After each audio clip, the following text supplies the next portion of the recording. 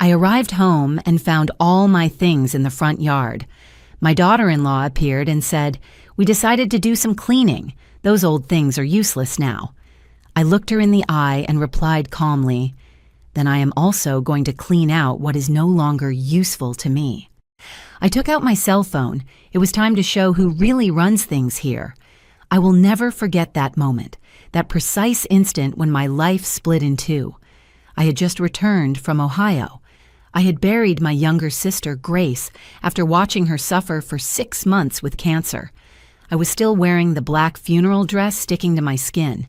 I could still smell the damp earth and withered flowers. I could still hear the crying of my nephews saying goodbye to their mother. I came back destroyed. I came back with a broken soul. I came back needing a hug, a cup of hot tea, a kind word from my son Michael. But what I found was silence. I opened the gate of my house. Well, the house. That 2-story house with a garden in front that I bought myself after working 40 years cleaning offices. That house I painted light yellow because I always dreamed of a cheerful home. That house I gifted to my son 3 years ago when he married Linda, because a mother always wants to see her children established. And there they were, all my things, thrown in the yard as if they were trash.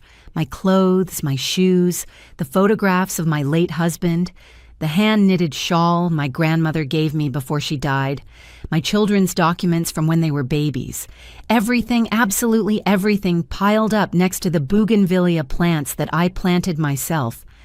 I stood paralyzed. My purse fell from my hands. "What?" I whispered, feeling the air escaping my chest. And then she appeared. Linda came out of my house with a smile on her face. She was wearing a new dress, one of those that cost at least $200. Her hair was freshly styled, her nails perfect, makeup flawless. She looked as if she had just come out of a beauty salon, while I came from burying my sister. "Oh, Emily, I am so glad you are finally here," she said with that sweet and fake voice she always used with me. "We decided to do a deep cleaning of the house. You know, all those old things took up a lot of space and, well, they are useless now." I stared at her. My hands were trembling. "Old things?" I repeated slowly. "Linda, those are my belongings. There are the photo albums of my children, my personal documents, the clothes of—" "Oh, yes, I know," she interrupted me with a wave of her hand, like someone shooing away a fly. "But we needed the space in your room. We are going to turn it into the baby's room. Didn't Michael tell you? I am 3 months pregnant." I felt a blow to my stomach.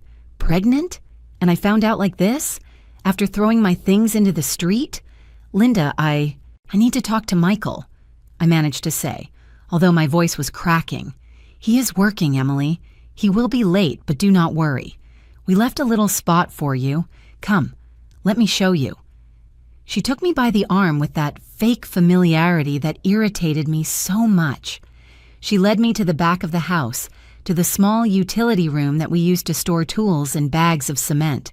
She opened the door. "Tada, you can stay here." We cleaned up a bit. We put in a folding bed. It is tiny, but sufficient. Mind you, we need you to be discreet. You know, with the baby on the way, we do not want stress or people who get in the way. I looked at that room. It measured no more than 6 feet by 6 feet.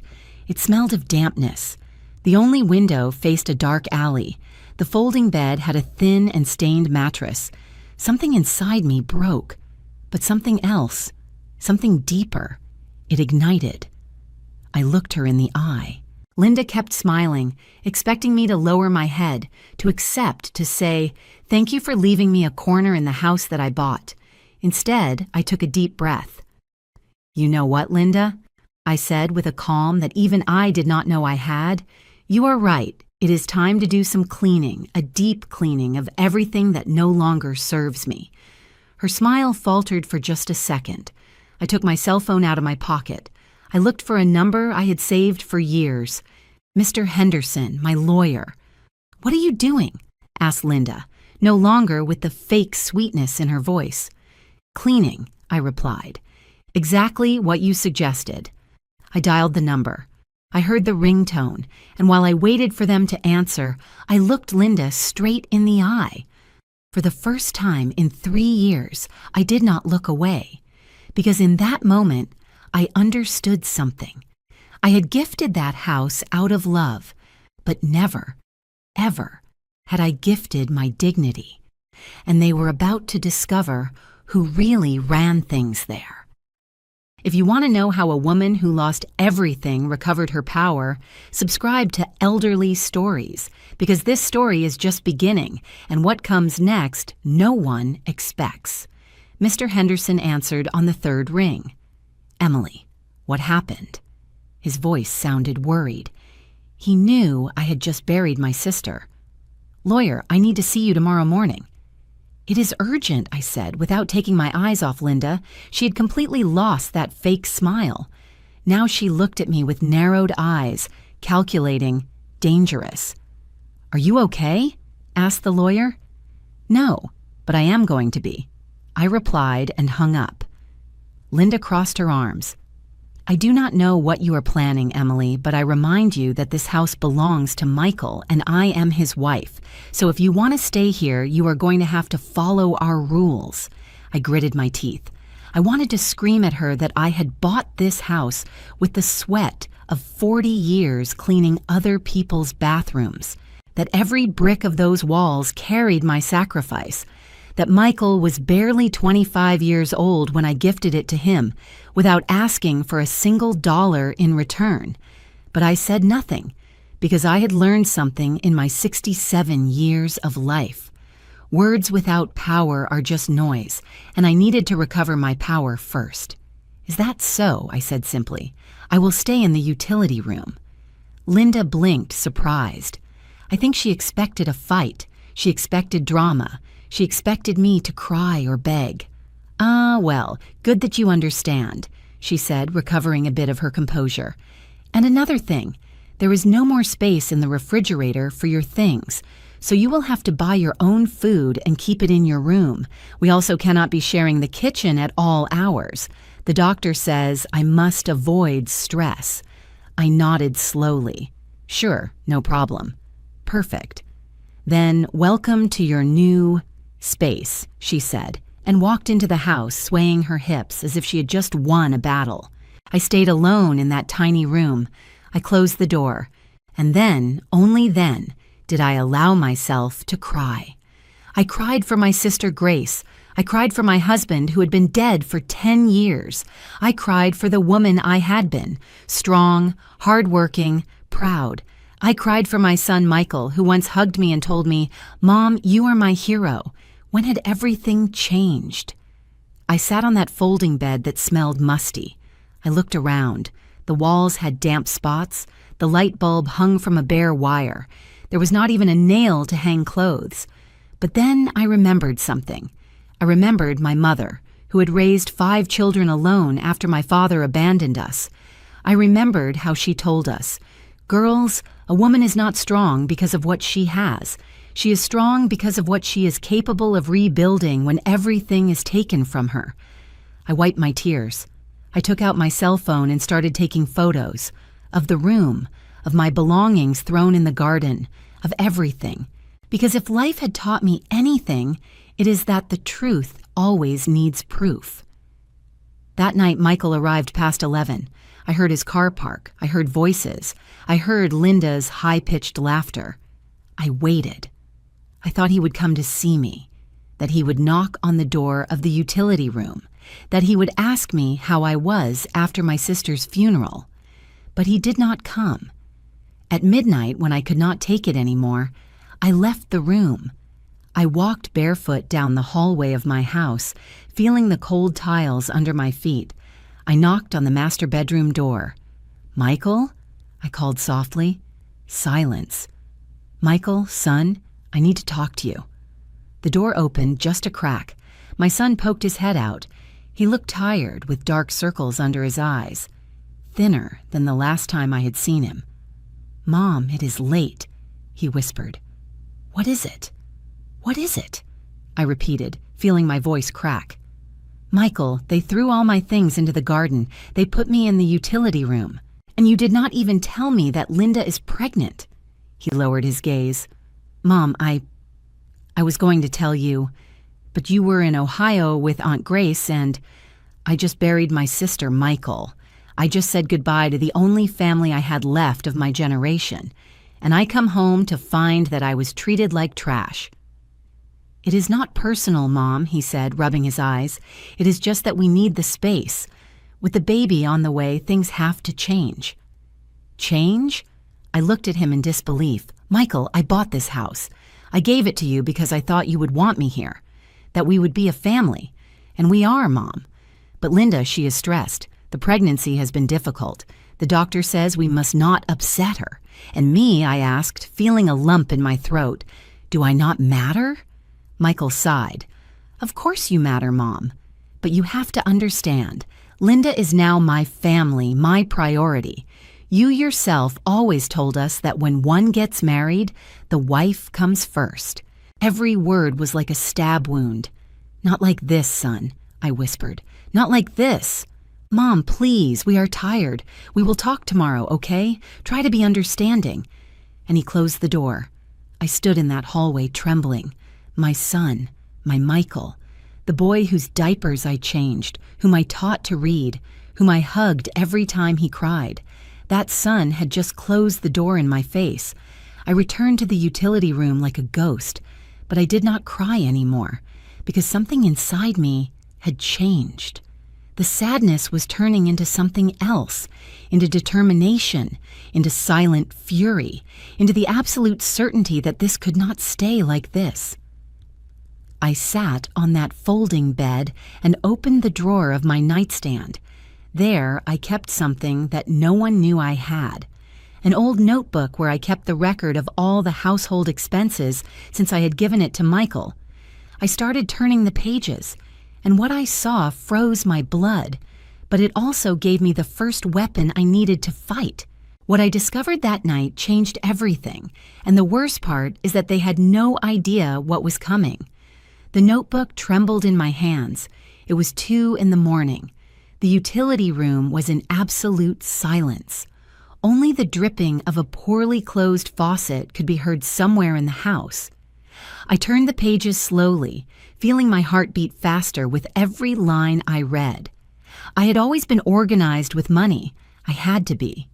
When you grow up poor, you learn that every dollar counts. So when I gave the house to Michael, I asked him for something very simple. "Son, I just want you to keep me informed of the important expenses, not for control, but because this house is your heritage, and heritage must be taken care of." He had accepted. During the first year, Michael showed me the receipts, told me about the repairs. We were a team. But since he married Linda, everything had changed. I looked at the numbers again, feeling the blood rushing to my head. In the last 8 months, transfers for enormous amounts had gone out of the family bank account.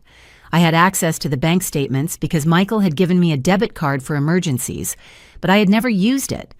I only checked the movements occasionally, and now, seeing everything together, reality hit me like a punch. $2,000 in January, living room remodeling. $2,500 in February, new furniture. $1,800 in March, no description. $3,000 in April. Trip to Cancun. $2,000 in May. Various purchases. $2,500 in June. Decoration. $3,500 in July, no description. $4,000 in August. Baby expenses. I added mentally. It was hard work because my hands were shaking so much I could barely hold the pencil. $21,000, almost $25,000 in 8 months. Where had that money come from? Michael earned well as an engineer, about $4,000 a month. But after paying for utilities, food, gas, there was not that much left. Definitely not enough to spend more than $2,000 a month on extras. Then I remembered something that froze my blood. When I gave the house to Michael, I also left him access to a savings account that I had maintained for years. It was money from my settlement when I retired, plus some savings I had gathered. Almost $30,000. I told him, "Son, this is for emergencies so that you never lack anything." With trembling hands, I searched through my papers until I found the last statement of that savings account. I opened it and my world collapsed. Current balance, $4,000. Of $30,000, only $4,000 remained. I felt the room spinning. I had to sit on the floor, leaning against the damp wall, trying to breathe. More than $25,000 gone. In less than a year, and me without knowing because I was busy taking care of my sick sister in Ohio, because I trusted my son, because never, ever did I think they would do something like this to me. But the worst was not the money. The worst was realizing that they had used me. They had kicked me out of my house. They had taken my space. They had humiliated me with the money that I myself had given them. I got up from the floor. My legs were trembling, but I walked to the window of the room. Outside, in the dark alley, I managed to see the light of the neighbor's kitchen. Mrs. Higgins. She always got up early to bake cookies and sell them before dawn. She was an older woman, like me, a widow, like me, a woman who had worked all her life to get her children ahead, and at that moment I needed to talk to someone. I put a robe over my nightgown and stealthily left the house. I walked the 20 yards that separated my house from hers. I tapped gently on her kitchen door. "Who is it?" asked Mrs. Higgins' voice. "It is me, Lucy, Emily." The door opened immediately. Mrs. Higgins looked at me with concern. She knew I had just returned from the funeral. "My friend, what are you doing awake at these hours? Come in, come in." I entered her small and warm kitchen. It smelled of fresh dough, hot oven, freshly made coffee. It smelled of home, of what my house used to be. "Coffee," she offered, pouring me a cup without waiting for an answer. I sat at her old and worn wooden table, and then I could not take it anymore. The tears started to fall. "Lucy," I whispered, "I need you to tell me the truth. Have you seen anything strange in my house these months?" She sat across from me, taking my hands in hers, rough and full of calluses from work. "My friend, I did not want to tell you anything because you were with your sick sister, but yes, I have seen things." "What things?" Mrs. Higgins sighed deeply. "Your daughter-in-law, Linda, she does not work, right?" "No, Michael says she does not need to work, that he earns enough." "Well, my friend, that girl changes cars every 2 weeks. It is not the same one. I have seen a red car, a white one, a gray one. And the bags she takes out of the car are from those expensive stores at the mall, the ones that cost hundreds of dollars." I felt a chill. "And Michael? I see your son leave very early and return very late. He looks tired, my friend, very tired, and thin, as if he were not eating well." "Anything else?" Mrs. Higgins hesitated. Then she spoke in a lower voice, like someone sharing a painful secret. "The other day, I saw that they sold your furniture, the antiques, those you had in the living room, the hand-carved wood ones. Some guys came in a truck and took them. Your daughter-in-law was there, smiling, counting bills. The coffee fell from my hands. The cup shattered against the floor. That furniture, that damn furniture. It was my mother's inheritance, furniture that was more than 70 years old, furniture that my grandmother had brought from Boston when she moved to the city, furniture that was worth a fortune, not for the money, but for the history. And Linda had sold it, as if it were trash." "How long ago was that?" I asked with a dead voice. 2 weeks, my friend, when you were in Ohio." I remained silent. Mrs. Higgins got up to sweep the broken cup pieces, but I barely heard her. In my head, the puzzle pieces were starting to come together.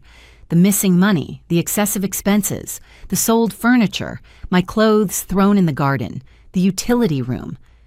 Linda was not only kicking me out of the house, she was erasing me, erasing my history, my memories, my existence, and my son was letting her do it. I returned to the utility room when it was already dawning. I sat on that folding bed with the bank statements and my notebook on my lap, and I made a decision. If they wanted to play like this, I was also going to play, but with my own rules. Because they did not know something very important. They did not know that house was still in my name. Michael had never done the official change of ownership paperwork. I had only given him verbal permission to use it. They did not know that I had documents for absolutely everything. And they did not know that the woman sitting in that miserable room was not the same one who had arrived yesterday. That woman had broken. But from the ashes, something new was being made. Something stronger. Something dangerous. When the sun finished rising, I already had a plan. And I swear that not even in their worst nightmares did they imagine what I was about to do to them. At 9 a.m. sharp, I was knocking on the door of Mr. Henderson's office. I had bathed in the patio sink because Linda had locked the main bathroom door so I wouldn't waste her hot water. I had put on my best black dress, the same one from the funeral. I had combed my hair carefully, gathering it in a firm bun, because I had learned something in all these years. When you are going to fight for what is yours, you have to look dignified. Mr. Henderson received me with a long and tight hug. "Emily, my dear, I am so sorry about your sister. Grace was a great woman." "Thank you, lawyer," I said, feeling the lump in my throat. "But I did not come to talk about that. I came for something else." We sat in his office full of books and diplomas. He poured me a glass of water and waited patiently for me to start. I took out my notebook, the bank statements, the photographs of my things in the garden, everything, and I told him everything. While I spoke, I saw how Mr. Henderson's face was transforming, from concern to surprise, from surprise to indignation. When I finished, he leaned back in his chair, rubbing his chin. "Emily, this is serious, very serious. I know. Does your son know that you have access to those bank statements? He gave me the card years ago, but I think he forgot. I never used it." The lawyer nodded slowly, thinking. "Good. Let's go step by step. First, the house. Do you have the deed?" "Yes. Here it is." I took the document out of my purse. I had kept it like a treasure. He reviewed it carefully, turning every page with professional attention. And then he smiled. It was not a smile of joy. It was a strategist's smile. "Emily, do you know what we have here?" "What?" "The deed is still in your name. 100%. Michael never did the official change of ownership before a notary public."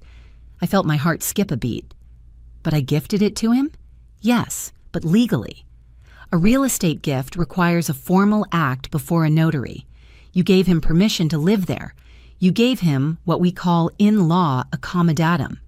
Basically, you lent him the house. But the house is still yours." For the first time in days, I felt something akin to hope. That means that you can revoke that permission whenever you want. It is your property. They are, legally speaking, your tenants, without a contract, without permanent possession rights. I stayed silent, processing that information. "And the money?" I asked. "The $25,000 that disappeared."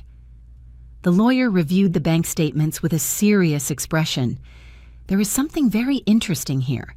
Look at these transfers. Many are made with electronic signatures. Did you authorize these operations?" "No, never." "And Michael has full access to the account?" "Yes, because I gave it to him when I lent him the house. I wanted him to have financial backing. But did you sign any document making him a co-holder of the account?" I thought carefully. "No, he only has a debit card linked, but the account is in my name." Mr. Henderson clasped his hands on the desk. "Emily, this is delicate. If Michael made those transfers without your explicit authorization, it could be considered misappropriation of assets. Technically, it is family fraud." The words fell on me like stones. Fraud. My own son. "I do not want to put him in jail, lawyer," I said quickly. "I just want things to be fair, and they will be. But you need to recover your negotiating power, and for that, we need to move some pieces." He took out a notepad and started writing. "This is what we are going to do. First, right now, we are going to change all the passwords to your bank accounts. You will be the only one with access." I nodded. "Second, we are going to make an official inventory of everything that was in that house when you gave it to Michael, including those antique furniture pieces they sold. You are going to formally report the unauthorized sale of your assets. Can that be done?" "Of course, because you never removed yourself from the deed. Legally, everything in that house was still yours." I felt the strength returning to my body. "Third, we are going to formally notify Michael that he must vacate the property in 30 days, or alternatively, sign a formal lease agreement with monthly rent and very clear clauses." "Rent?" I asked, surprised. "To my own son." The lawyer looked at me with those wise eyes that had seen 1,000 cases like mine. "Emily, your son kicked you out of your house, put you in a utility room, spent your money without asking you, sold your mother's furniture. Do you really think they deserve to keep living there for free?" He was right. All the right in the world. "And if he refuses," I asked, "then we start the eviction process.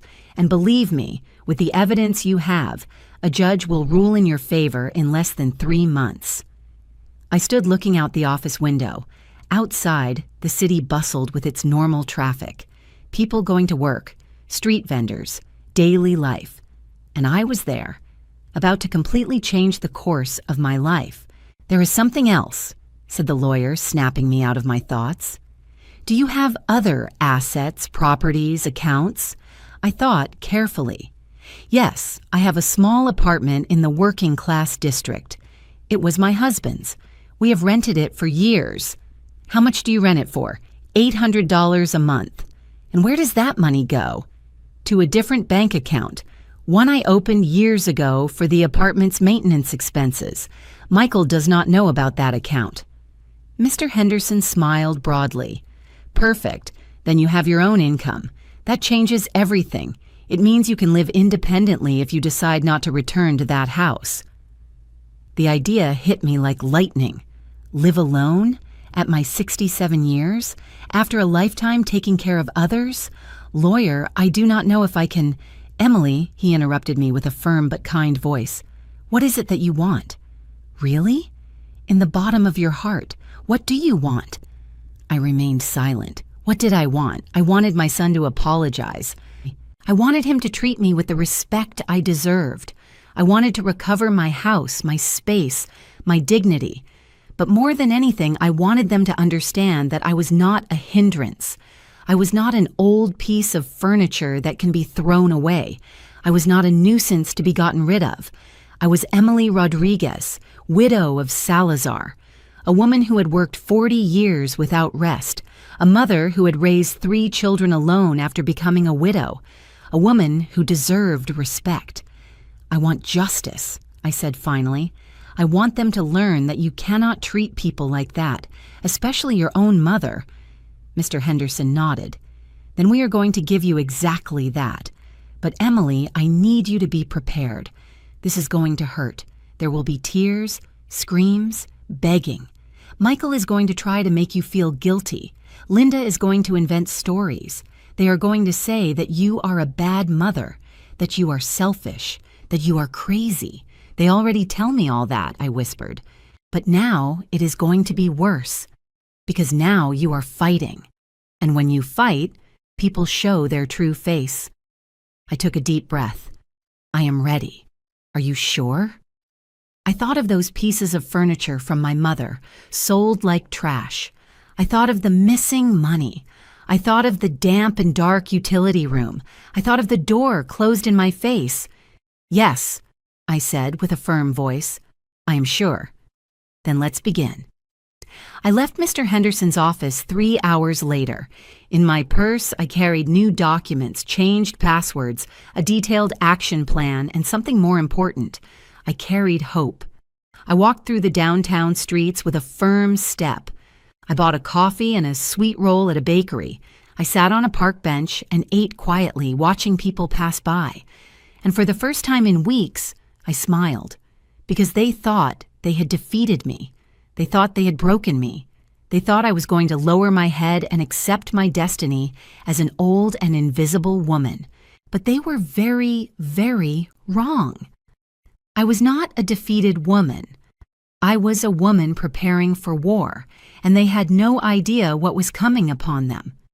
Michael and Linda were about to receive the surprise of their lives, and I was going to be there to see it all. I returned to the house around 6 in the afternoon. I was carrying 3 grocery bags. I had bought what was necessary to prepare food in the utility room: a small electric grill, disposable plates, a small pot, some basic groceries. If they wanted me to live as a tenant, I would do so, but with dignity. When I entered, I heard voices in the living room, many voices. I peeked in carefully. Linda was there, dressed up as if for a magazine. She was wearing a pale pink dress, which surely had cost hundreds of dollars. By her side were her parents, Mr. Arnold, a portly man with a mustache and an air of self-importance, and Mrs. Beatrice, a thin and elegant woman who always looked at me as if I were something stuck to her shoe. Michael was also there, dressed in a shirt and dress pants, uncomfortable, pulling at his shirt collar as if it were choking him. "Emily!" exclaimed Linda upon seeing me, with that singing and fake voice. "Good that you are here." I prepared a family dinner. My parents wanted to know our situation better, our situation, as if it were a problem that had to be solved. "Good afternoon," I greeted briefly, trying to pass towards the utility room. "Oh, no, no, no." Linda approached me, taking me by the arm firmly. "I already prepared everything. It would be rude if you did not join us. Besides, we need to talk about some important things." I had no choice. I sat at the dining table. My table, the one I had bought at an antique market 15 years ago. Linda served dinner with a perfect smile: roast chicken, red rice, salad. Everything looked delicious. Everything smelled of home. But the atmosphere was tense, like a guitar string about to snap. "Mrs. Emily," began Mr. Arnold, wiping his mouth with the napkin, "my daughter has told me that there have been some misunderstandings lately." "Misunderstandings?" I repeated, measuring every word. "Yes, well," intervened Mrs. Beatrice with a shrill voice. "Linda tells me that you feel displaced. But you have to understand, Mrs. Emily, that young people need their space, especially now with the baby on the way." I gripped the silverware tightly. "I understand perfectly the need for space," I said calmly. "What I do not understand is why they threw my belongings into the yard without asking me." "Oh, Emily, let's get over that." Linda made a dramatic gesture with her hand. "It was a simple communication error. I already apologized." Lie. She had never apologized to me. "And about the room," continued Mr. Arnold, "well, I think it is very generous of Michael and Linda to have given you a space. There are many people of your age who do not even have that. People of my age, as if I were a burden, a nuisance, a beggar thanking for crumbs." Michael said nothing. He just ate in silence, staring at his plate. "Besides," added Mrs. Beatrice, "at your age you should already be thinking about, well, making things easier for everyone. There are very nice residences for seniors, with nurses, activities, people your age. Wouldn't that be more comfortable?" There was the real reason for this dinner. They wanted to convince me to go to a nursing home. I looked at Michael. My son still did not look up. "Michael," I said firmly, "what do you think of this?" He finally looked up. His eyes were tired, empty. "Mom, I just want us all to be okay, for there to be peace." "Peace?" I repeated. "Are you asking me for peace while they plan to send me to a nursing home?" "It is not a nursing home, Emily," intervened Linda quickly. "They are luxury residences with gardens, with—" "I am not interested," I interrupted her. Silence fell on the table like a slab. Mr. Arnold cleared his throat uncomfortably.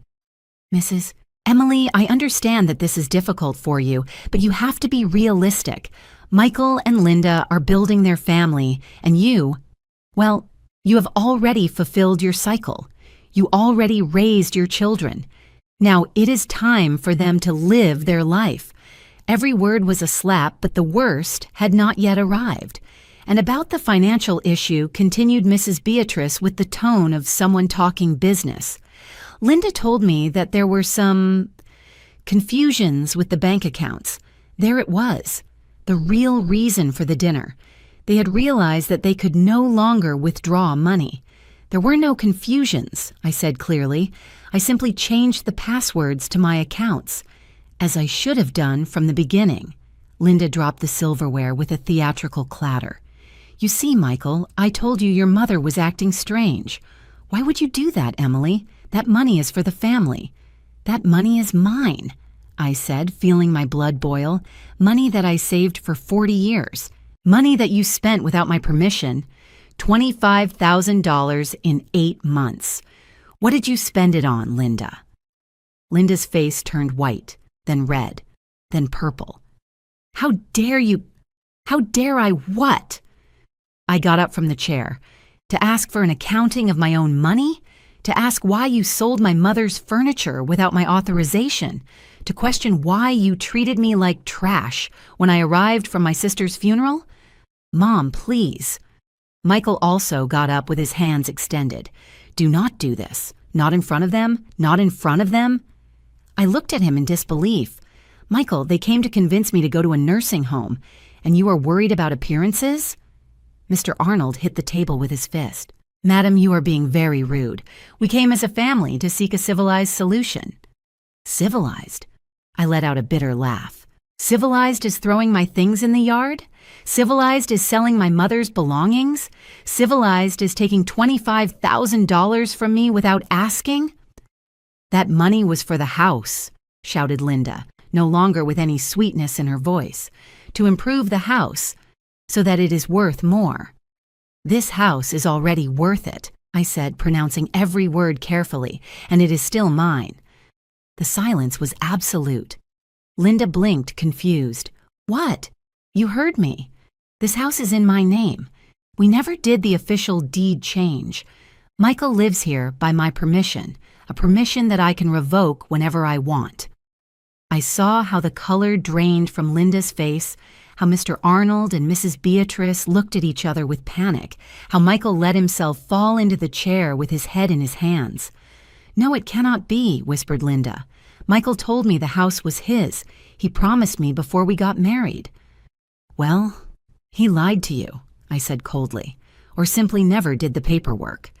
The case is that this house is legally mine. Every brick, every window, every inch. Linda turned to Michael like a beast. Tell me it is not true. Michael, tell me this crazy old woman is lying. Michael raised his head slowly.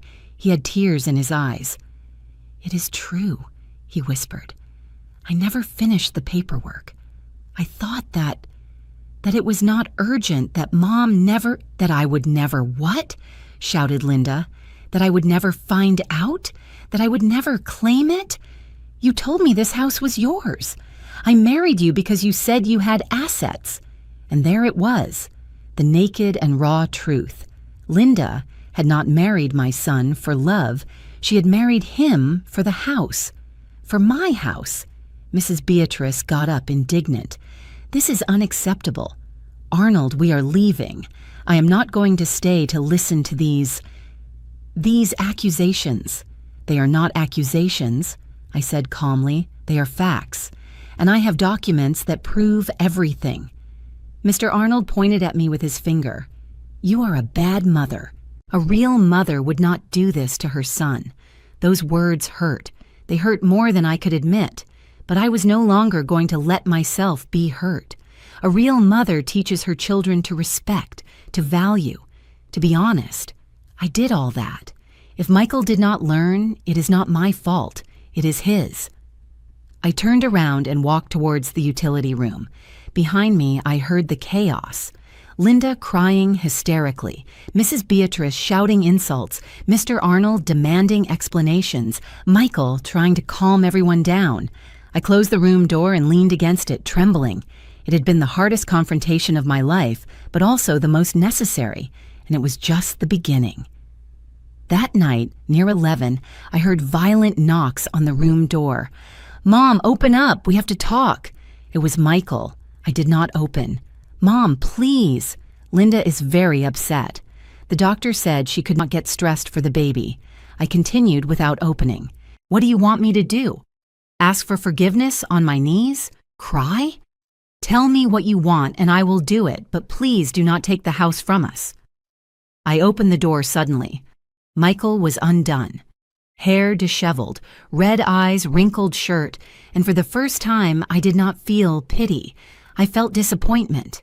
"Michael," I said with a calm voice, "I am going to tell you something, and I want you to listen well. I never wanted to take anything from you. I gave you this house out of love. I gave you my money out of generosity. I gave you my space for family. I know, Mom, I know, but you treated me like trash. You humiliated me, you robbed me, you lied to me. And when I arrived broken from my sister's funeral, you threw me into the street. It was Linda's mistake. I did not know that. You knew," I raised my voice. "You knew and you did nothing. You closed the door in my face. You told me she was your priority. You told me to understand. It is just, she is my wife, Mom. I have to support her. And what am I? Trash? A hindrance that had to be gotten rid of?" Michael dropped to his knees in front of me. "Forgive me," he sobbed. "Forgive me, Mom. I was a coward. I was a bad son. But I beg you, do not leave us on the street." I looked at him there, kneeling, crying, and something inside me broke, but not from pain, from clarity. This was no longer my boy. This was a man who had chosen and had to live with the consequences of his choices. "I am not going to leave you on the street," I said finally, "but things are going to change, radically. Tomorrow you come with me to Mr. Henderson's office, and we are going to sign a contract with clear rules. Whatever you say, Mom, whatever you say. And Linda is going to pay me back every dollar she spent of my money. Either she pays it or you pay it. But it is going to be paid." Michael nodded desperately. Yes, whatever. "Now leave. I am tired." He got up slowly. Before leaving, he looked at me with beaten puppy eyes. "Do you hate me, Mom?" The question took me by surprise. "No, Michael," I said with sadness. "I do not hate you, but I do not recognize you either. The son I raised would never have done this to me." I closed the door, and for the first time in days I slept soundly, because I knew I had won the first battle. But the war was just beginning. The next morning, Michael and I went to the lawyer's office, and what happened there changed everything forever. Michael arrived on time at Mr. Henderson's office, but he did not come alone. Linda came with him, clinging to his arm like a tick. She wore dark glasses that covered half her face and a handkerchief in her hand, ready for the drama. When they saw me sitting in the waiting room, Linda stopped dead. "Is she coming?" she whispered to Michael, although loud enough for me to hear. "It is her lawyer, Linda, and her money," replied Michael with a tired voice. "Mr. Henderson received us in his office. His face was professional, serious, impenetrable. "Good morning, Mrs. Emily, Mr. Michael, Mrs. Linda. Please, take a seat." We sat down. Linda kept looking around with suspicion, like a caged animal looking for the exit. "Good," began the lawyer. "I called you here because there are legal matters that we need to resolve formally. First of all, we are going to clarify the situation of the property." He put a copy of the house deed on the desk. As you can see here, the house located on Jacaranda Street, number 247, is registered in the name of Mrs. Emily Rodriguez, widow of Salazar, 100%. There is no other owner. Linda took off her glasses abruptly. "That is impossible. Michael told me that." "What Michael may have told you is irrelevant," interrupted the lawyer with a sharp tone. "The legal facts are these. Mrs. Emily is the sole owner. You live there by verbal permission, what in legal terms is called commoddatum, but I am her daughter-in-law." "It is my house, too," insisted Linda, with a voice increasingly shrill. "No, madam, it is not. Not an inch of that property is in your name." I saw how Linda turned pale, how her hands squeezed the handkerchief until her knuckles turned white. Michael said with a trembling voice, "Is this true?" My son lowered his head. "Yes. And when did you plan to tell me? I thought we were going to fix the paperwork after the wedding, but with work and—" "I do not care about your excuses," shouted Linda, jumping up. "You told me you had your own house. You promised me." "Linda, calm down, please. Think of the baby," begged Michael. "The baby, of course. The baby who is going to be born in a house that is not even yours." Mr. Henderson tapped the desk gently. "Madam, please sit down. There are more topics to discuss." Linda let herself fall into the chair, breathing heavily. "Second topic," continued the lawyer, "the unauthorized withdrawals from Mrs. Emily's bank accounts. He put the bank statements I had given him on the desk. In the last 8 months, a total of $25,000 has gone out of these accounts. Mrs. Emily never authorized these transactions. I did not take that money," defended Michael immediately. "The transfers were made with the card that is in your name," said the lawyer. "That makes you legally responsible. But it was Linda who used the card. I lent it to her because she said she needed—" "What?" Linda looked at him with wide eyes. "Now you are going to blame me. You were the one who bought the new furniture, who organized the trip to Cancun, who spent $3,000 on clothes. Because you told me we had money, that your mom had given you all that. I said she lent it to us, not that she gave it to you. Seeing them fight like that should have given me satisfaction, but it only gave me sadness." "Enough," I said with a firm voice. "Wait a minute."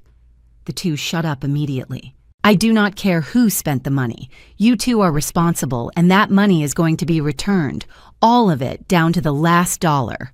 "Mom, we do not have $25,000, said Michael with desperation. "My salary barely covers—" "Then you are going to pay it in installments, with interest. The lawyer is going to make a payment plan." "Interest?" Linda let out a hysterical laugh. "You are going to charge interest to your own son. I am going to charge interest to the person who stole my money, yes. It is not theft, it is family money." "It was my retirement money," I said, feeling my voice crack. "Money I earned cleaning bathrooms and offices for 40 years. Money I was going to use for my medical expenses when I got older. And you spent it on trips and clothes." Linda opened her mouth to respond, but the words did not come out. "There is one more topic," continued Mr. Henderson. "The antique furniture that was sold without authorization. According to Mrs. Emily, they were pieces more than 70 years old. Family inheritance. How much did you sell them for?" Absolute silence. "How much?" I repeated. Michael swallowed hard. $800. I felt the world stop. $800? I whispered. "You sold my mother's furniture? Pieces of hand-carved mahogany, furniture that was worth more than $5,000. For $800? The buyer said they were very old, that they needed restoration," murmured Michael. "Because they were antiques," I exploded, getting up from the chair. "That is why they were worth so much. That furniture was the last inheritance I had left from my mother." "Emily, what does it matter now?" said Linda with weariness. "They were just old furniture. Something inside me broke, but not from sadness, from fury." I approached Linda slowly. She leaned back in her chair, scared. "Just old furniture?" I said with a dangerously low voice. "Just old furniture? That furniture was brought by my grandmother from Boston in a cargo truck in 1952. My mother polished it every Sunday after Mass. There I taught Michael to read. There we dined as a family for 30 years. "I did not know," stuttered Linda. "You did not know because you never asked.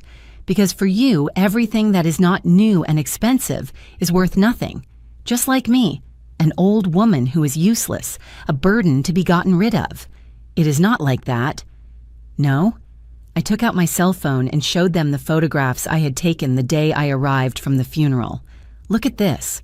Look, my things thrown in the garden. My photos, my clothes, the memories of my dead husband, everything thrown like trash." Linda looked at the photos and paled. "I thought that they were things you no longer used. And that is why you threw them out without asking me, without waiting for me to return from my sister's funeral? It is just that we needed space for the baby. You had the whole house," I shouted. "A 2-story house with 4 bedrooms. What did you need my room for? What did you need to humiliate me for?"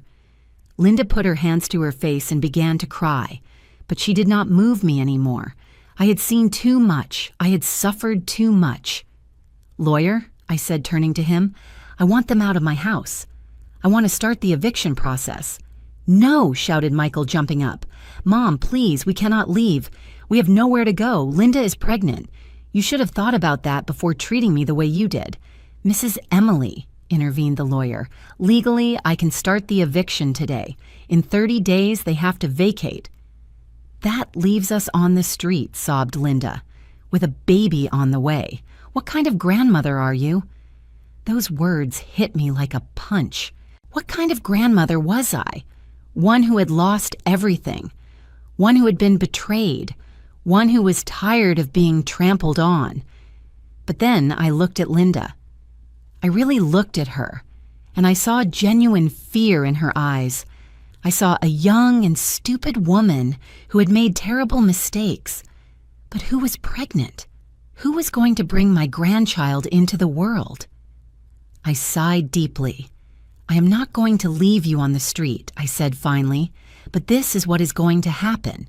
You are going to sign a formal lease agreement. You are going to pay $700 a month in rent. You are going to pay me back the $25,000 in payments of $600 a month for 4 years. And if you miss a single month, I evict you without hesitation. $700 rent plus $600 debt. That is $1,300 a month," exclaimed Michael. "We won't make it. Then Linda is going to have to work. Like the rest of the world, I am pregnant." And I worked until the 8th month of pregnancy with Michael, cleaning floors on my knees. So do not come to me with excuses.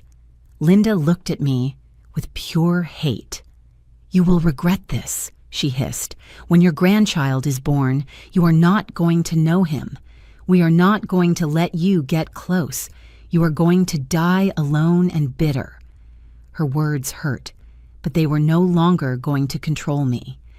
"If that is my cross, I carry it," I replied, "but I am not going to be a slave in my own house ever again." Mr. Henderson prepared the documents right there. Michael signed them with trembling hands. Linda refused to sign at first, but Michael forced her. When we left the office, they left in their car without saying a word to me. I stayed standing on the sidewalk, breathing the fresh morning air.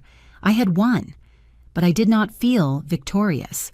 I felt empty, destroyed, because I had recovered my house, but I had lost my son, and I did not know if I could ever forgive myself for that. But the story does not end there, because 3 days later, something happened that changed everything again, and this time it was worse than I ever imagined. 3 days after signing the contract, I woke up in the utility room with a pain in my chest that was not normal. It was not sadness. It was something physical, real, terrifying. A pressure that squeezed me as if someone were crushing my heart with their hands. I tried to get out of bed, but my legs did not respond. The air did not reach my lungs. The room began to spin. "Help," I whispered, but my voice barely came out. I tried to hit the wall so someone would hear me. Once, twice. On the 3rd time, my arm fell without strength. Everything went black. I woke up in a hospital bed. The fluorescent lights hurt my eyes. There was a constant beeping of a machine next to me. I felt a needle stuck in my arm connected to an IV bag. She is awake. I heard a woman's voice. A nurse approached to check on me, taking my blood pressure and pulse. "How do you feel, Mrs. Emily?" "What? What happened?" I managed to say with a raspy voice. "You had a mild heart attack. Your neighbor found you unconscious and called the ambulance. You are very lucky to be alive." "Mrs. Higgins, my guardian angel. How long?" "You've been here for 8 hours. We already notified your family. 2 of your children are outside. They arrived an hour ago from Chicago and Houston." "2 children? Michael?" I asked. The nurse hesitated for a moment. "Your son Michael was notified 7 hours ago. He has not come." Those words hurt more than the heart attack. My son. The one who lived 20 minutes from the hospital. He had not come. But my other children, Jessica and David, who lived hundreds of miles away, had dropped everything to arrive. "I want to see them," I said. "Of course. Just a moment, okay? The doctor says you must avoid strong emotions." The nurse left, and seconds later they entered like hurricanes. Jessica, my middle daughter, 38 years old, a lawyer, always so serious and organized. But now she had red and swollen eyes from crying. David, my youngest son, 35 years old, an engineer like Michael, but with a completely different heart. He had messy hair and his shirt buttoned wrong, as if he had dressed in a rush. "Mom!" Jessica ran to me and hugged me carefully, as if I were made of glass. "Thank God, we thought that we were going to lose you." David took my free hand and squeezed it tight. "What happened, Mom?" "Mrs. Higgins called us crying, saying she found you passed out on the floor. Why didn't you tell us you were unwell?" "I didn't want to worry you," I whispered. "Worry us?" Jessica wiped her tears with rage. "You almost died, Mom. The doctor says it was a miracle Mrs. Higgins found you when she did. 10 minutes more and—" She didn't finish the sentence. It wasn't necessary. "But we don't understand," said David, sitting on the edge of the bed. "The doctor says this was caused by extreme stress." "What is happening? Why so much stress?" I looked at both of them. My children. So different from Michael in so many ways. And I told them everything. I told them about my arrival from the funeral, my things thrown in the yard, the utility room, Linda, the missing money, the sold furniture, everything. As I spoke, I saw my children's expressions change, from concern to disbelief, from disbelief to horror, from horror to absolute fury. "What?" shouted Jessica, jumping up. "Michael did what? I am going to kill him." David also got up. "I'm going to go right now, and I am going to—" "David, no." I stopped him with the little strength I had. "It is already handled. We already signed a contract with Mr. Henderson." "Does Mr. Henderson know about this?" asked Jessica. "Yes. He is helping me." Jessica took out her cell phone immediately. "I am going to call Michael right now." "Wait." I tried to stop her, but she was already dialing. We waited. 1, 2, 3 rings. Voicemail. Jessica called again. Voicemail again. "He is declining my calls," she said with a dangerous voice. "That damn coward is declining my calls." David also tried. Same result. "Mom," said Jessica, putting away the cell phone with sharp movements, "when you get out of here, you are coming with me to Chicago. I cannot—" "Yes, you can. And you are going to. I am not going to allow you to keep living in those conditions. I no longer live in the utility room. I rented a small apartment with the money from the rents of the building in the working-class district." "What building?" asked David, confused. "One I inherited from your father. We have rented it for years. You didn't know because I always kept that money for emergencies." My children looked at each other. "Mom," said David slowly, "how many more secrets do you have?" "They are not secrets. They are, precautions. One learns to take care of herself when she is a widow." Jessica sat back down next to me, taking my hand with both of hers. "Mom, listen to me well. Michael has no right to treat you like that. I don't care if he is my brother. What he did is unforgivable. He is married. He has to choose his wife." "Choosing his wife does not mean humiliating his mother," exploded David. I am married, Mom. I have 2 children. And Andrea would never ask me to treat you like that. Never. And if she did? I asked in a low voice. Then she wouldn't be the woman I want to be with, he replied without hesitation. A good wife does not make you choose between her and your family. A good wife integrates, does not disintegrate.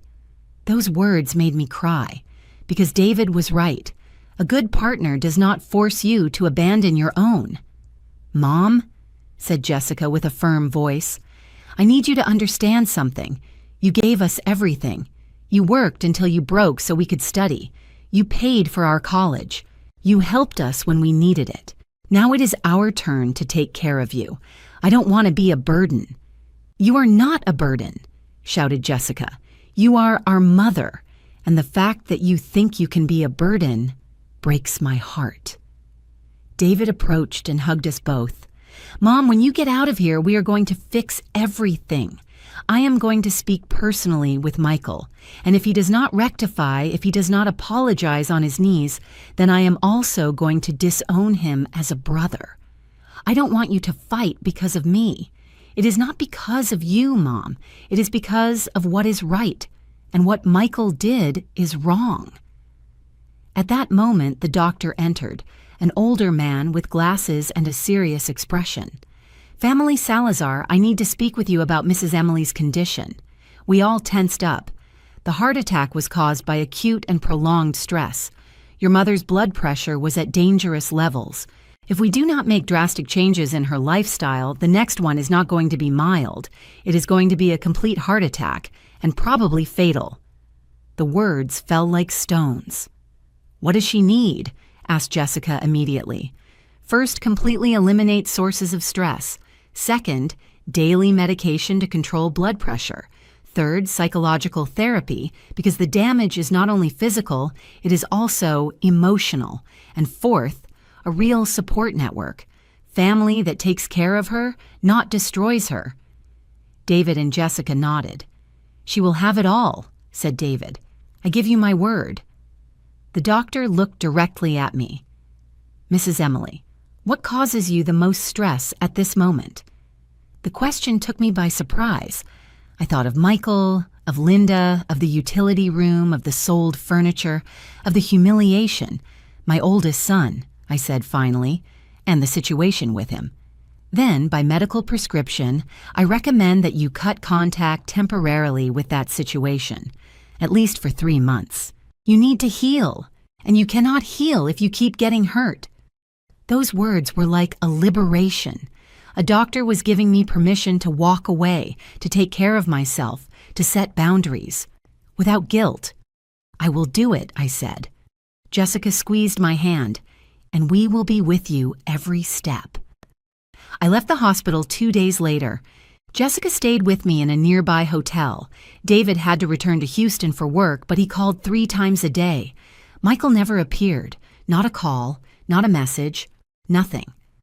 But I no longer expected anything from him, because I had discovered something important in that hospital bed. I had been looking for love in the wrong place. Michael had shown who he was, and I had to accept it. But Jessica and David, they showed me that I was not alone, that I still had family, real family. A week later, I was sitting in the small apartment I had rented with the rent money.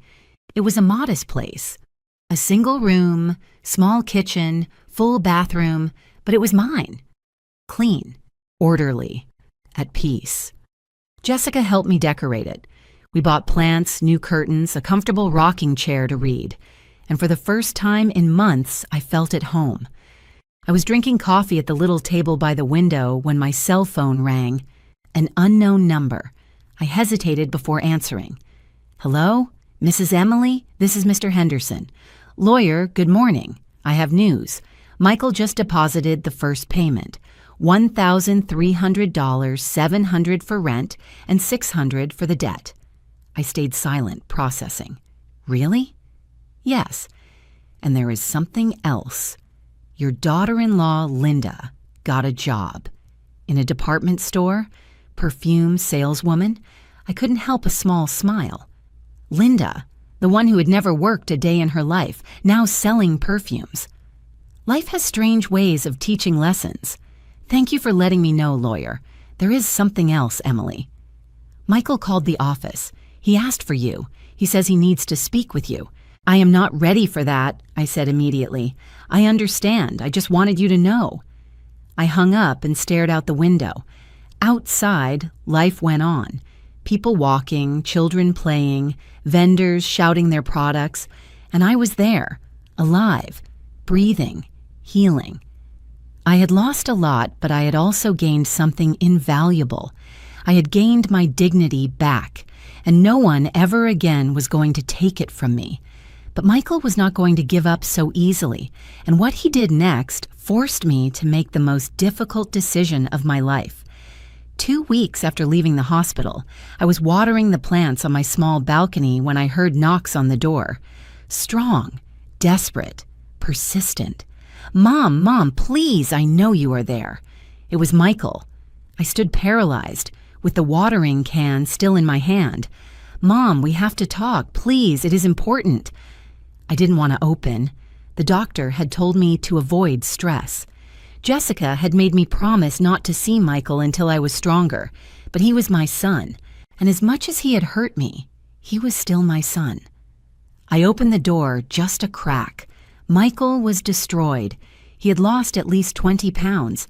He had deep circles under his eyes.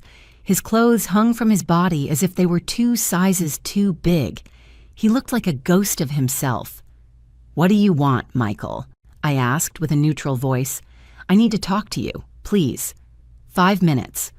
The doctor forbade me stressful situations. I know, Mrs. Higgins told me.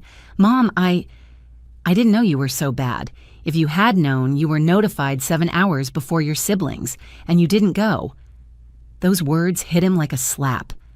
I saw his eyes fill with tears. Linda didn't let me go.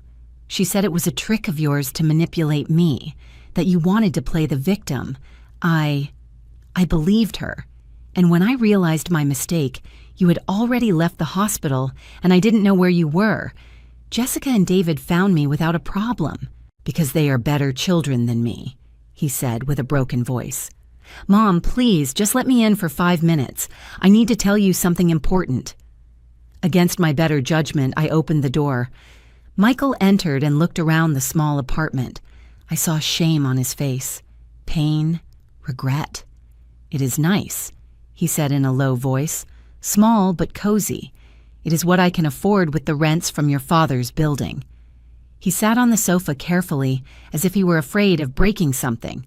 Mom, I came to tell you that you were right about everything. I looked at him with suspicion. Linda is destroying me, he continued. Since we signed the contract and she had to work, she has become unbearable.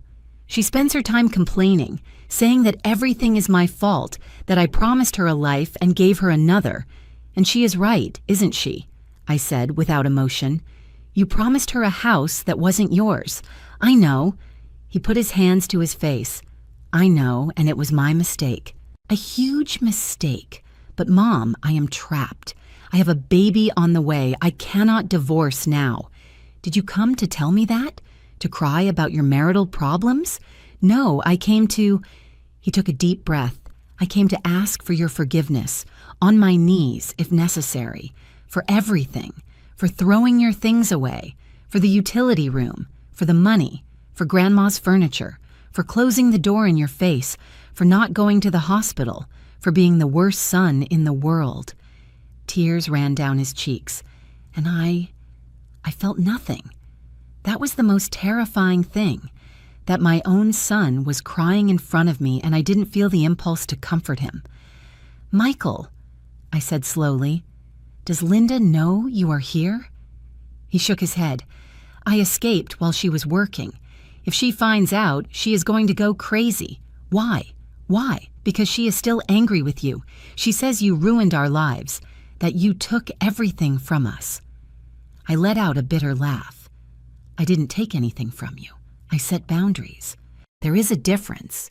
I know, Mom, but she doesn't see it that way. And how do you see it? Michael looked up at me. I see that I lost my mother for a woman who doesn't even respect me, who screams at me, who blames me for everything, who threatens to take my son away if I don't do what she says, then divorce her. I said simply, I cannot. We are expecting a baby, Michael. I was 7 months pregnant with David when your father died. I had to go on alone. If you can work, you can support your child, with or without Linda. But no buts. Either you stay with her and accept the consequences, or you separate and build a new life. But you cannot go on like this, destroying yourself, and you cannot come here expecting me to solve your life. Michael remained silent for a long time. Don't you love me anymore, Mom? He asked with a small child's voice. That question broke my heart. I will always love you, Michael. You are my son. I carried you in my womb. I raised you. I taught you to walk, to speak, to read. But I no longer trust you, and I am not sure if one day I will be able to do it again. What do I have to do? He begged. Tell me what I have to do to regain your trust. Grow up, I said simply. Stop being a child who expects his mom to solve everything. Make decisions like an adult. Defend what is right, even if it is difficult. And if I do, if I change, will you forgive me? I don't know, Michael. Honestly, I don't know. He got up slowly from the sofa. He seemed older than he was, tired, defeated. Then I only have to prove it to you with actions, he said, no longer with words. He walked to the door. Before leaving, he turned one last time. When the baby is born, would you come to meet him? The question caught me off guard. If you invite me for real, if they treat me with respect, if Linda accepts my presence without drama, then yes, I will go. Thank you, Mom. And he left. I stood in the middle of the apartment, trembling. Jessica was right. Seeing him had been stressful, but also necessary because Michael needed to hear the truth, and I needed to tell him. That night, I couldn't sleep. I kept turning the conversation over in my mind. Michael's words, his destroyed face. Had I been too harsh, too cold, or was I simply protecting my heart from more damage? At 2 a.m, my cell phone rang. It was Jessica. Mom, are you awake? Yes, daughter. What is it? I just received a very strange call from a woman who claims to be Linda's mother. My blood froze. Mrs. Beatrice? What did she want? She wants to meet with you. She says it is urgent, that she has information you need to know about Linda and Michael. Information? What kind of information? She didn't want to tell me over the phone, just that it is serious and that it could change everything. My mind started racing. Why would Linda's mother want to speak with me after how she treated me at that horrible dinner? What do you think? I asked Jessica. I think you should listen to her, but not alone. I am going with you. Can you come from Chicago? I am already on my way. I left 2 hours ago. I arrive tomorrow afternoon. My daughter, always protecting me. Thank you, Jessica. That is what we are here for, Mom. No one is going to hurt you again, not while I breathe. The next day, Jessica and I met Mrs. Beatrice in a downtown coffee shop. She arrived on time but looked different from the arrogant and elegant woman I had met. Her hair was unkempt, deep circles under her eyes. Her hands trembled while she held her purse. Thank you for coming, she said with a broken voice. What is it that you want, Mrs. Beatrice? Asked Jessica with a professional and cold tone. Mrs. Beatrice took an envelope out of her purse. She put it on the table. I need you to know the truth about my daughter, about what she really is. I opened the envelope with trembling hands. Inside were documents. Many documents. Bank statements, photographs, printed messages. And what I saw there left me breathless. Because Linda was not just a manipulative and capricious woman. She was something much, much worse. And what I was about to discover was going to change everything. Absolutely everything. What Mrs. Beatrice revealed to me that afternoon was so shocking that I couldn't believe it. And when Michael found out, his world was going to collapse completely. My hands trembled as I reviewed the documents. Credit card statements I didn't know, all in Linda's name, all with huge debts. $12,000.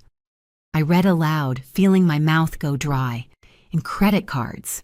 How is it possible? Mrs. Beatrice had red eyes. She looked years older than the last time I had seen her. My daughter is addicted to shopping, a compulsive shopper. She has been like this since she was 20. Her father and I have paid her debts 5 times.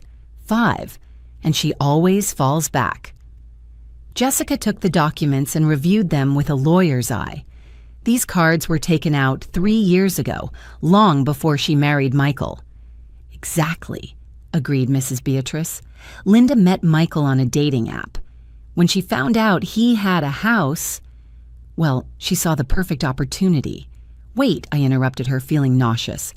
Are you telling me that my daughter-in-law married my son for interest? Not only that, my daughter lied to him about the pregnancy. The world stopped. What? I whispered. Mrs. Beatrice took more papers out of the envelope. Medical studies, prescriptions, printed text messages. Linda cannot have children. She has had a problem with her uterus since she was 18. We have known since then. The doctors were clear. Natural pregnancy is impossible. Jessica and I looked at each other with horror, but she is pregnant. We saw her at dinner. She mentioned the doctor. She said she couldn't get stressed. She is lying, said Mrs. Beatrice with a broken voice. There is no pregnancy. There never was. Check these messages. She passed me her cell phone. They were WhatsApp conversations between her and Linda. Linda? I already told Michael I am pregnant. He was happy. Mrs. Beatrice. Linda, you cannot do this. When he finds out you lied, Linda, he isn't going to find out. I am going to say I lost it in a few months, but by then I will be well installed in the house. Mrs. Beatrice, this is wrong, very wrong. Linda, you never support me, always criticizing. That is why I am in this situation. I need this house, Mom. I need to get out of debt or they are going to sue me. I felt like I was lacking air. Michael knows nothing of this? Nothing. Linda is very good at lying. She always has been. She bought maternity clothes. She searches for pregnancy symptoms on the internet to fake nausea. She even bought positive pregnancy tests on the internet to show him photographs. Why are you telling me this? I asked. You are her mother.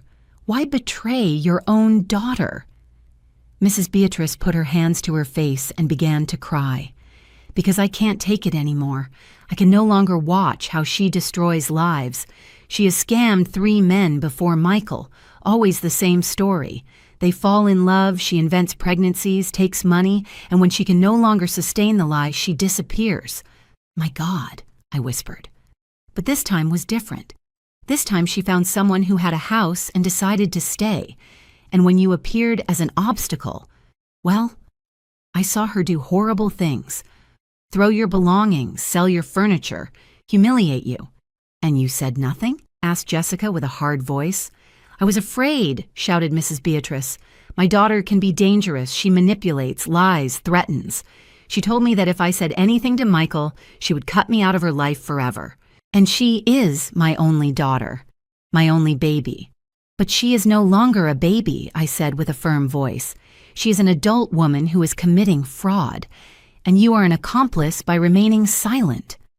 Mrs. Beatrice nodded through tears. I know. That is why I am here. Because yesterday, Linda came to ask me for more money. $3,000.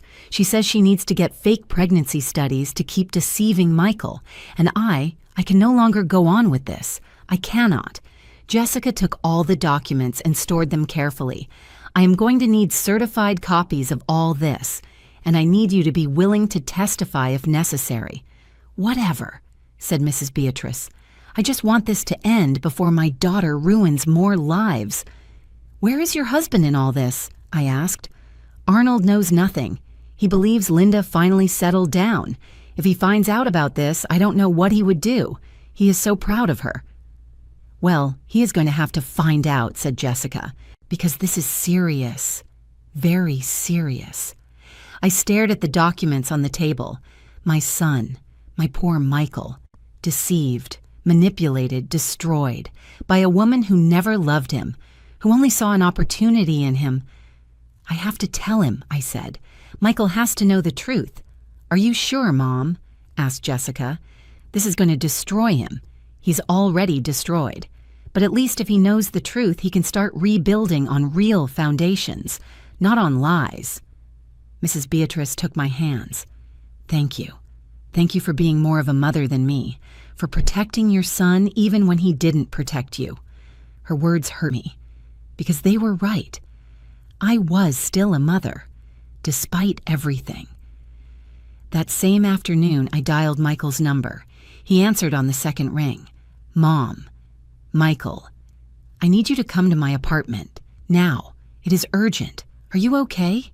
Did something happen to you? I am fine, but we need to talk. Bring Linda with you. Linda? But Mom, Michael, I said with a firm voice. Either you both come in an hour or I go there. And believe me, you don't want this conversation to be in your house.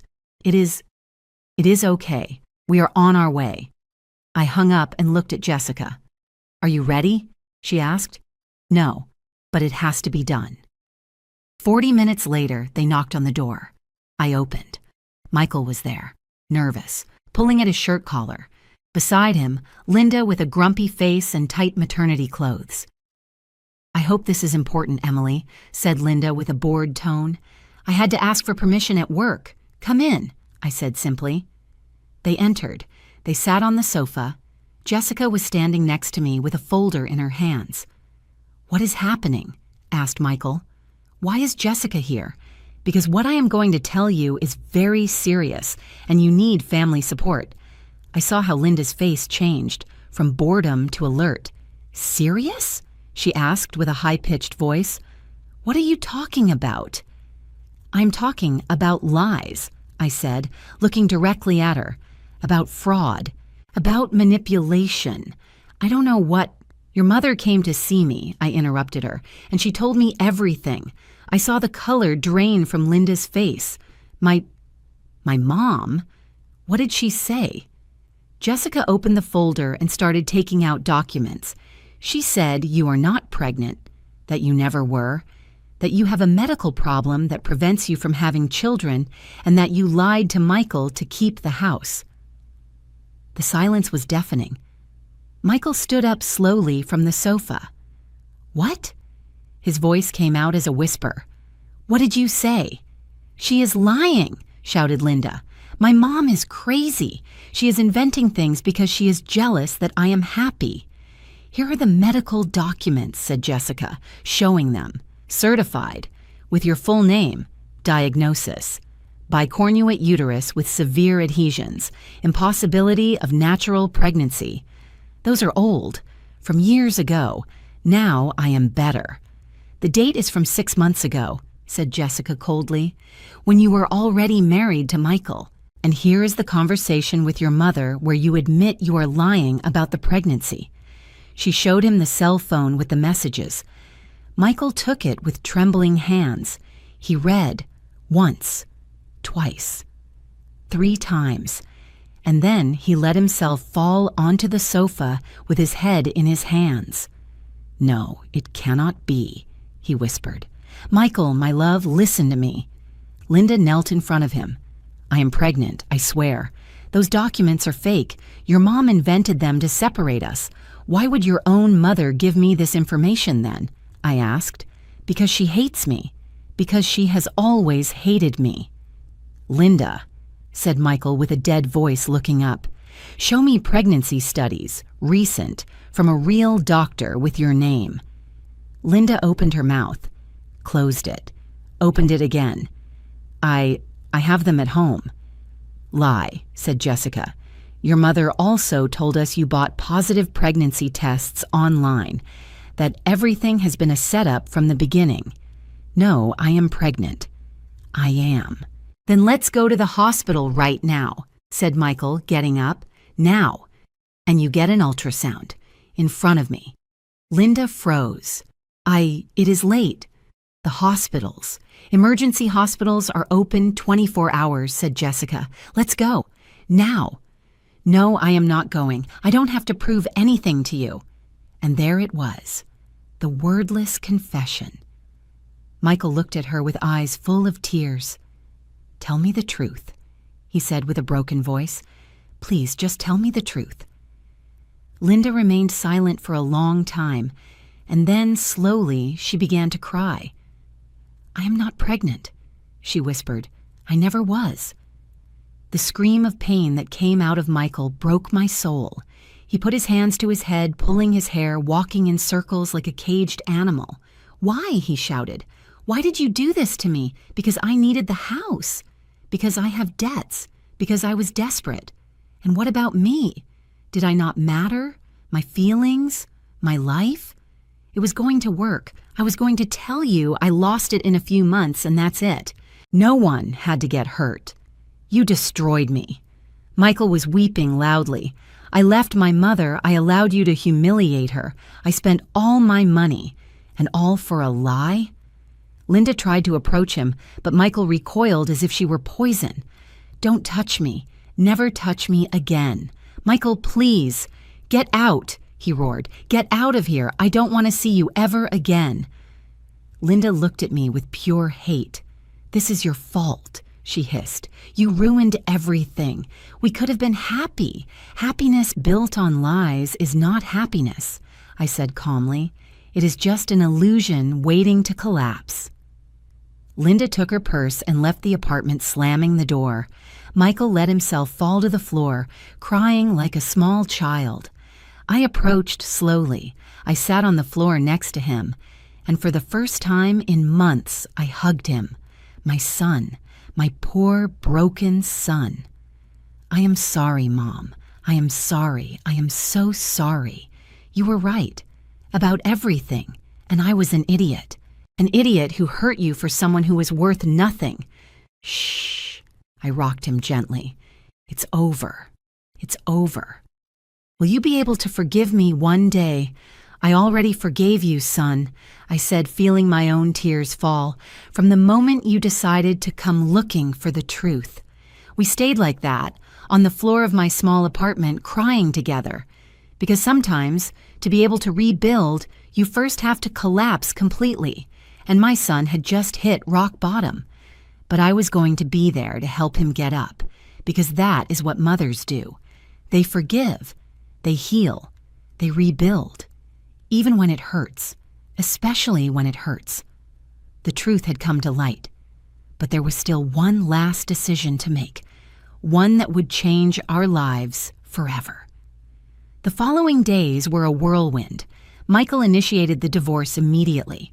With the evidence we had, the fake pregnancy fraud, the hidden debts, the messages confessing the manipulation, the lawyer said it would be quick and decisive. Linda tried to fight. She demanded financial compensation. She threatened to sue for emotional damage. She even invented that Michael had mistreated her. But every lie crumbled before the evidence. Mrs. Beatrice, keeping her word, testified against her own daughter. It was heartbreaking to see her in court, crying while she told the truth. Mr. Arnold, upon finding out everything, suffered a nervous breakdown. He spent 3 days in the hospital. When he got out, he forbade Linda from returning to his house. Linda was left alone. No house, no husband, no family. And although part of me felt pity, another part, the part that had been humiliated and destroyed, knew that this was justice. Not revenge, justice, the natural consequences of her actions. 2 months after the divorce, Michael and I were sitting in my apartment drinking coffee. He had moved into a small studio near his work. He was thinner still, but his eyes had a clarity I hadn't seen in years.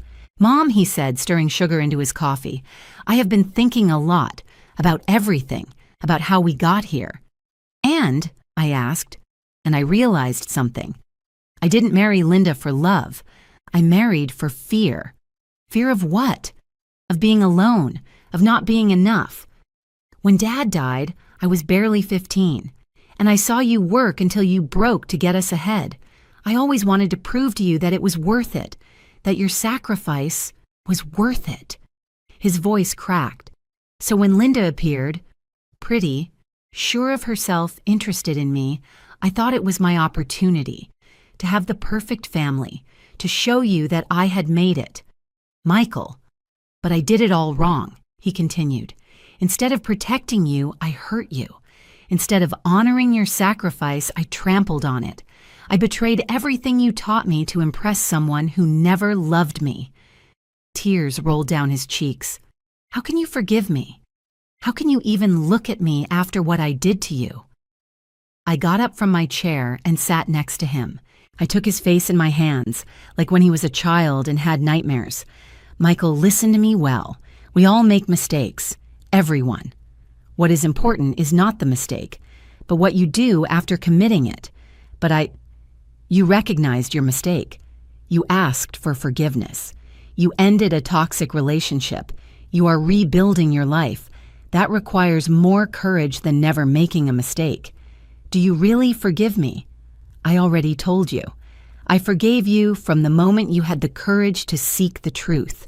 We hugged tightly, and I felt that something that had broken between us was starting to heal. It wasn't completely healed. There were still scars. It still hurt, but it was healing, and that was enough for now. 3 months later, my phone rang. It was an unknown number. "Hello? Mrs. Emily? This is Mr. Henderson. Lawyer, what happened? I have news. Linda was arrested this morning. I felt a knot in my stomach." "Arrested? Why?" "Fraud. It turns out that after the divorce with Michael, she tried the same trick with another man, a businessman from Phoenix. She told him she was pregnant, took money from his accounts, sold some of his belongings. My God, but this man was smarter. He hired a private investigator. He discovered her entire history, the previous scams, the fake pregnancies, everything, and he filed criminal charges. And now she faces charges for aggravated fraud. It could be up to 8 years in prison.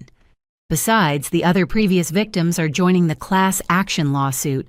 Her mother is also testifying." I remained silent, processing the information. "How is Michael?" I asked. "Does he know?" "I notified him an hour ago. He said that he hopes she learns, that she finds help, but that it is no longer his problem." "Good," I said. "That is mature of him." "There is something else, Emily." Michael complied with all his payments, the $1,300 monthly for 4 months straight, without fail, without complaints. "I know. I have been monitoring the account. He wants to know if you would consider renegotiating the contract. Not to pay less, but to be able to visit you more often. He says he misses talking to you." I felt a lump in my throat. "Tell him to come to dinner on Sunday. I am going to make roast beef, his favorite." I heard the smile in the lawyer's voice. "I will tell him. And Emily, it gives me pleasure to see that things are improving. Thank you, lawyer, for everything." Sunday came, and Michael arrived with flowers and a chocolate cake. "You didn't have to bring anything," I told him as I opened the door. "I wanted to. It is the least I can do." We ate together. We talked about his work, his new apartment, his future plans. We talked about Jessica and David, about the grandchildren who lived far away. We talked about everything and nothing, like we used to do before Linda appeared. And it was normal, comfortable, healing. When we finished dinner, Michael took an envelope out of his backpack. "What is that?" I asked. "Open it." I opened it carefully. Inside were legal documents. They were the deeds to the house, transferred completely to my name, without conditions, without commoddatum, without anything. "Michael, what is this?" "It is yours, Mom. It always was. But now it is official, 100% yours. I renounce any right over it. But the house was for you. It was a gift that you were ashamed to keep. But you need a secure heritage, a place of your own, and that house is yours. I am going to build my own path, as I should have done from the beginning. Tears ran down my cheeks. And where are you going to live? I am going to stay in my apartment. I am saving to buy something of my own in a few years, something I earn, not something given to me. Michael, let me do this, Mom. Let me show you that I learned, that I grew, that your sacrifice was not in vain.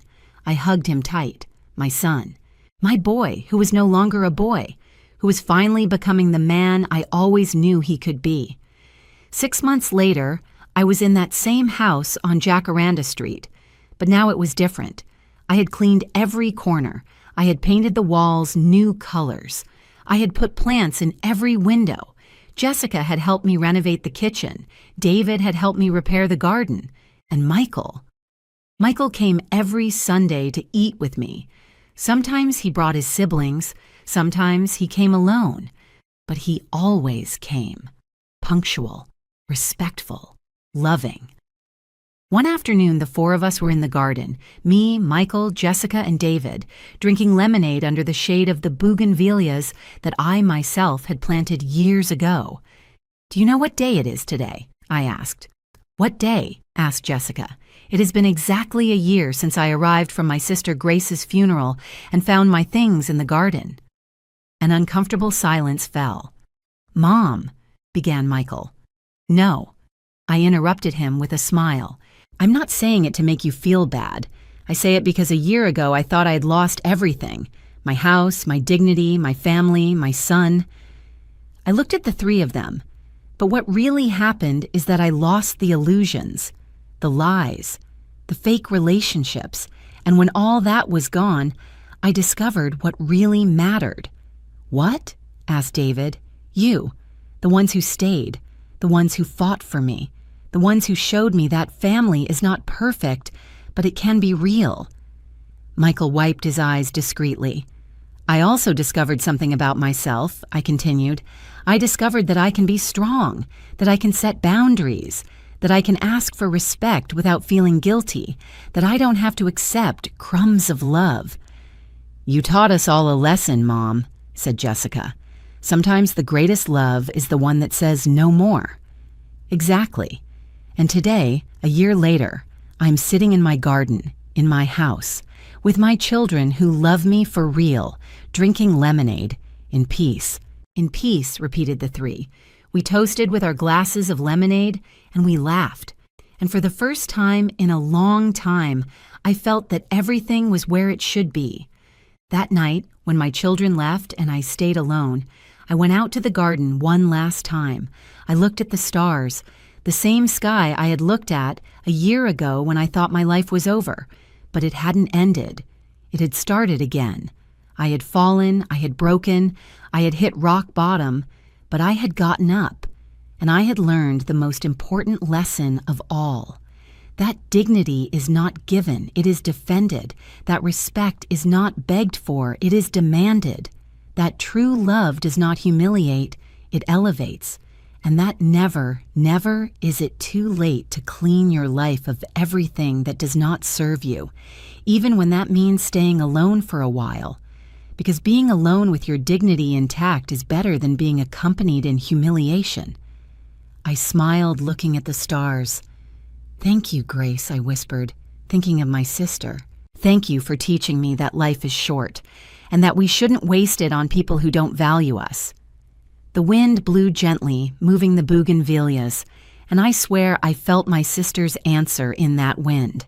"You're welcome, little sister. Now live. Live for real." And that was exactly what I did. I lived, with dignity, with peace, with self-love, and with the certainty that I had won the most important battle of all, the battle for my own soul. If this story reached your heart, it is because something in it resonated with you. Maybe you have also been humiliated by someone who should love you. Maybe you have also felt that you are not worthy, that you are a burden, that you should accept crumbs. Let me tell you something. From the bottom of my soul, you are worthy. You have always been worthy, and you deserve respect. It doesn't matter your age. It doesn't matter if you are a mother, grandmother, daughter, or sister. It doesn't matter how many times they have made you feel small. You have a right to your dignity, to your space, to your peace, to your happiness. And if someone, anyone, makes you feel less than what you are, then it is time to do some cleaning, to say, enough, to set boundaries, to demand respect, to defend yourself. Because life is too short to live it on your knees, and never, never is it too late to get up. I did it at 67. You can too. If this story touched your heart, leave me a comment telling me where you are watching me from. Mexico, Colombia, United States, Spain. I would love to know that these words reached you. Like if you believe that dignity is priceless. And subscribe for more stories of brave women who decided not to give up. Because we all have a warrior inside waiting to wake up. We just need the courage to let her out. The end.